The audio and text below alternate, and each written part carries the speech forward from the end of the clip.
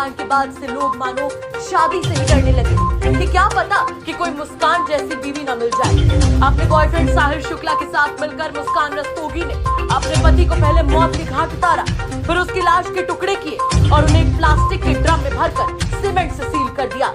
4 मार्च को अपने पति को मौत के घाट उतारने वाली मुस्कान फिर अपने बॉयफ्रेंड के साथ घूमने चली गई। 18 मार्च को जब मामला खुला तो सब इस दरिंदगी को जानकर सन्न रह गए। पुलिस ने दोनों को यानी कि मुस्कान रस्तोगी और उसके बॉयफ्रेंड साहिल शुक्ला को गिरफ्तार कर लिया और 14 दिन की न्यायिक हिरासत में भेज दिया। लेकिन चलिए जान लीजिए कि आखिर पति सौरभ राजपूत की हत्या की आरोपी मुस्कान जेल में पहली रात कैसे कटी और आखिर पूरी रात उसने क्या क्या किया। पति की हत्या करने वाली मुस्कान जेल में पूरी रात नहीं सोई। जेल की बैरक में मुस्कान रात भर करवटें बदलती रही। मुस्कान ने सुबह भी आज खाना नहीं खाया।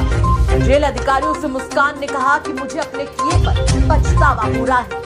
आपको बता दें कि मेरठ में अपने पति और पूर्व मर्चेंट नेवी अफसर सौरभ राजपूत की निर्मम हत्या करने वाली आरोपी मुस्कान की जेल में पहली रात बेचैनी में कटी। वो रात भर सो नहीं सकी और खाना भी नहीं खाया।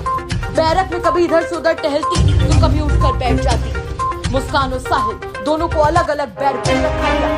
जब मुस्कान को पता चला कि उसे और साहिल को अलग रखा जाएगा तो उसके चेहरे के हाव भाव बदल गए।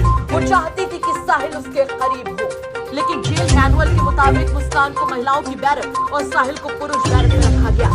पेशी के दौरान मुस्कान के चेहरे पर गहरा तनाव साफ दिखा। जब पुलिस उसे और साहिल को मीडिया के सामने लाई तब उसकी मांग में सिंदूर नजर आया। मीडिया ने जब उससे पूछा कि सिंदूर किसके नाम का, तो पहले भूलने लगी, लेकिन फिर उसने नजरें झुका ली और कोई जवाब नहीं दिया।